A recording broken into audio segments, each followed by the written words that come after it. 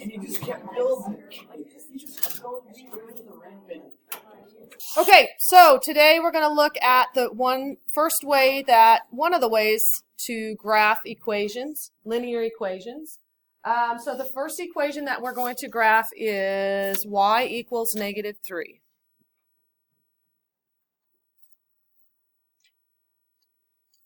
Okay, so we can use whatever three values for your x in the first column. That's going to be up to you. So Kimberly, give me one value for x we want to use. Just give 2. Caitlin. 0. Hadley. 4.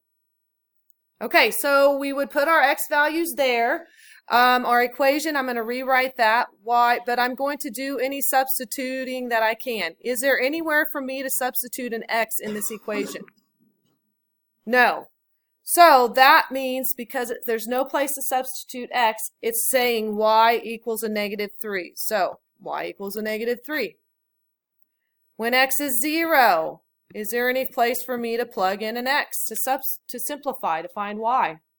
Nope, so y is just -3. Again, when x is 4, is there anywhere to plug in that 4 into our equation? Nope, y is just always going to be a -3. So that's going to lend it to 3 ordered pairs, 2 -3, 0 -3, and 4 -3. Okay, so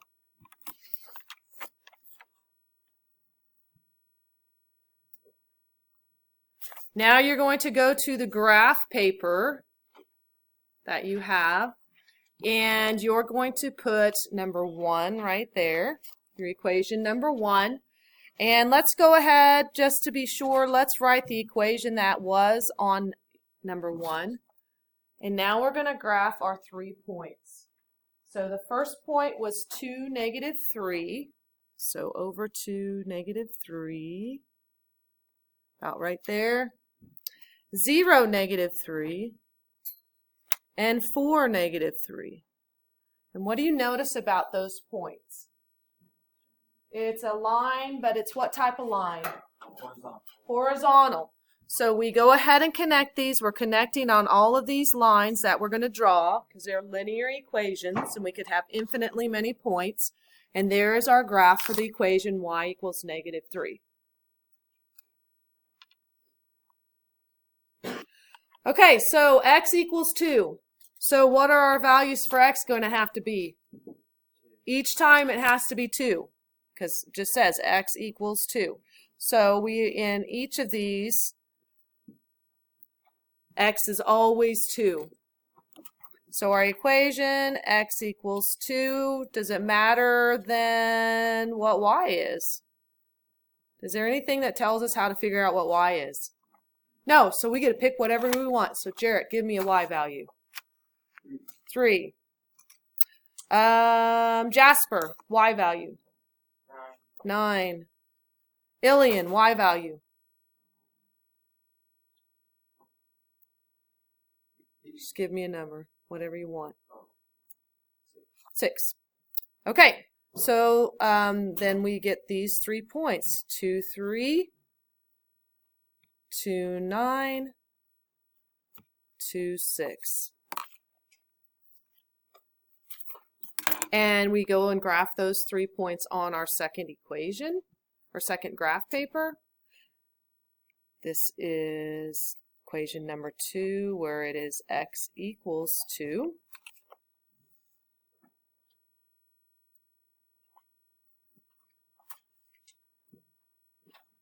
Two, 3, 2, 6, and 2, 9. And what do we notice about those points? It's a vertical line.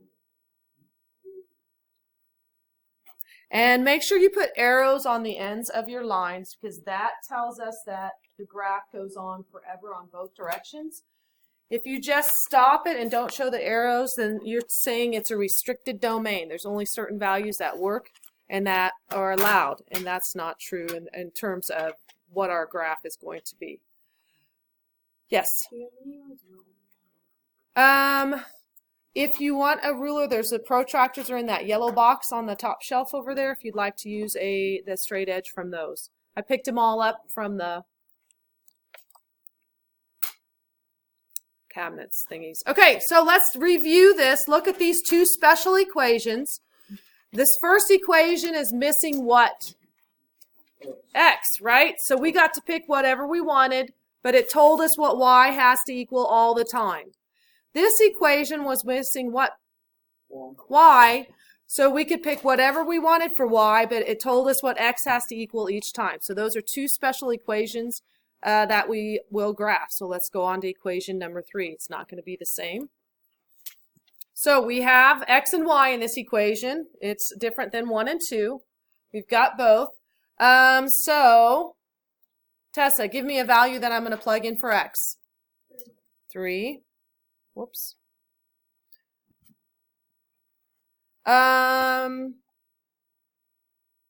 Gabby. 8. And Evan. 0. Okay, so now you have room here to work your equation. So we know x is 3. When you write the equation here next, I want you to substitute 3 in its place. So we will have y equals 5/2 times 3 minus 2. And then simplify that. 5/2 times 3 is going to be 15/2. Is that 7.5? Minus 2 will be 5.5. Did I calculate that right? 2.5 times 3 is 15/2, or 7/2 minus 2 is 5.5. So the y is 5.5. That gives us the point 3, 5.5. Now we're going to let x equal 8. So again, I'm going to write my equation, but I'm going to put 8 in place of the x. And that's going to give me 5/2, 20 minus 2, or 18. So that gives me the point 818. And then on the third one, we're going to let x equal 0. So I write y equals 5/2 times x, which is 0, minus 2. That gives me 0 minus 2, which is -2, and there's our point 0, -2. Straight edge, so it's drawn well. But there's our equation number 3 graphed. In that yellow box up there.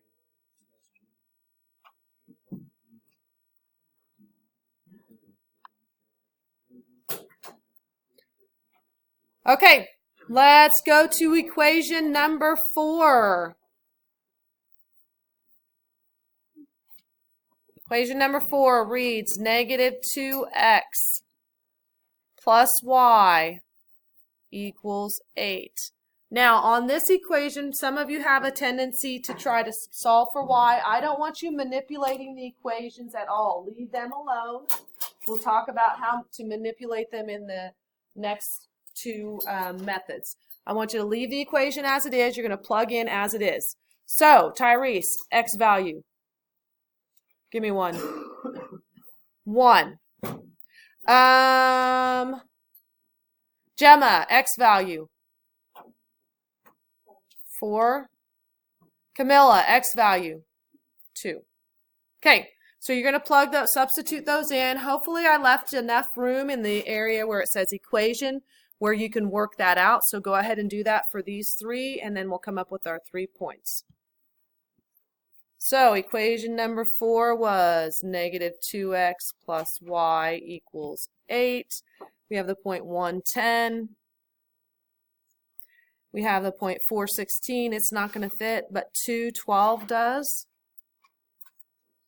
And then you can use your straight edge and draw a line that connects those. Remember, we're putting arrows on the ends. Okay, so we have determined 3 values for x, so we're going to substitute each one of those into the equation. and then solve for y. So x is 1, so that gives us 1 plus 3y equals 7. So I subtract 1 from both sides. That's going to give me 3y equals 6. And then I'll divide by 3 so that I get y equals 2. And then that's the point 1, 2.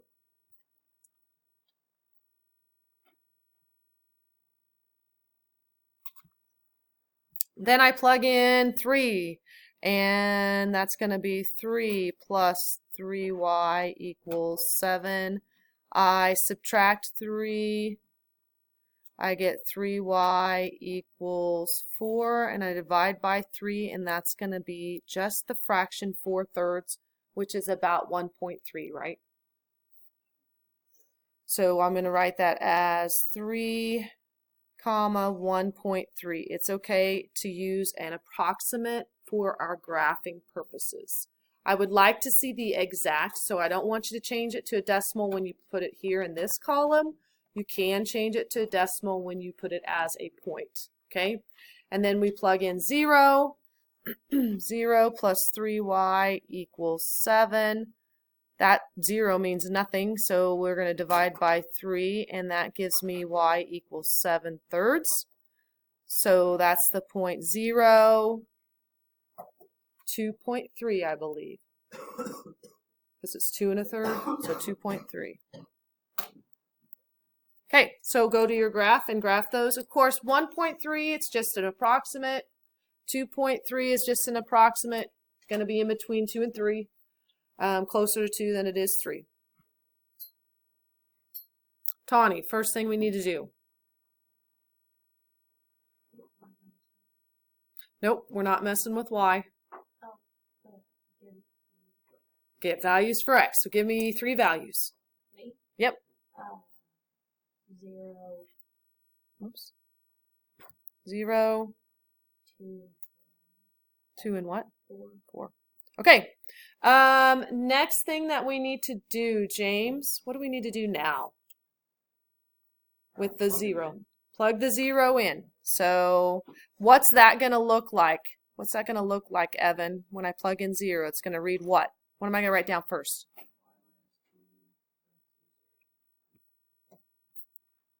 Equals 5. And 2 times 0 is 0. So y minus 0, whoops, equals 5. So y equals 5, right? We get the 0.05.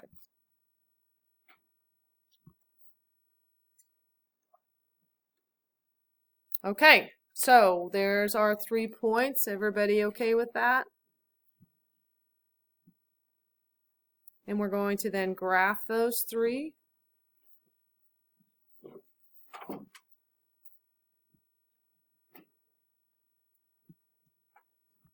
So equation number 6 is, what was it? Y minus 2x equals 5.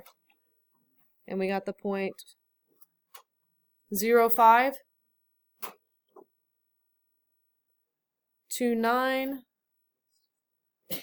4.13, bless you. And there's our equation. Okay, so make sure you're using the areas that I'm giving you, the space that I'm giving you to do your work. I want to see it as is, like this. I want to see the 3 values that you pick, which may be different than your neighbors, but your final graph should look the same if you both did your calculations correctly. So 3 points, bless you. Plug it in here. I want to see your work here. I want to see what the y value is, and I also want to see what your points are before you graph. All right. Your assignment, go to your assignment log and put, okay, so your assignment is a worksheet, and it's using tables to graph. So put that in your homework log, and then I'll get you the worksheets. These are due tomorrow, first thing. You will turn them in, or Mrs. Pauling will have